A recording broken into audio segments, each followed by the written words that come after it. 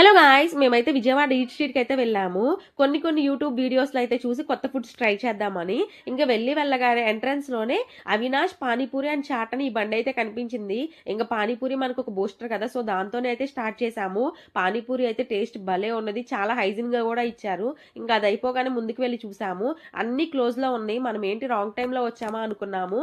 కానీ అక్కడ వాళ్ళని అడిగితే లేదు కొంచెం లేట్‌గానే ఓపెన్ అవుతాయి. మిడ్‌నైట్ దాకా ఉంటాయి కదా! అని చెప్పేసి అన్నారు. ఇంకా ఖాళీగా ఏం చేస్తామని పీవీపీకి వెళ్ళి విండో షాపింగ్ అయితే చేసి ఈ చాక్లెట్ ఫౌంటైన్ దగ్గరకు వచ్చి చాక్లెట్ కేక్ అయితే తీసుకున్నాను. కొంచెం కాస్ట్ ఎక్కువే తీసుకుంటారు కానీ టేస్ట్ మాత్రం ఫ్యాబులస్ గా ఉంటది. ఎవరన్నా తినుంటే కామెంట్ చేసేయండి టేస్ట్ మీకు ఎలా అనిపించిందో. నాకైతే అదొక క్రేవింగ్ లాగా తయారైపోయింది. ఇది థర్డ్ టైం అనుకుంటా తినటం. ఎప్పుడు పీవీపీకి వెళ్ళినా ఇదే కావాలి అని చెప్పేసి అయితే పృథ్వీని అడుగుతున్నాను.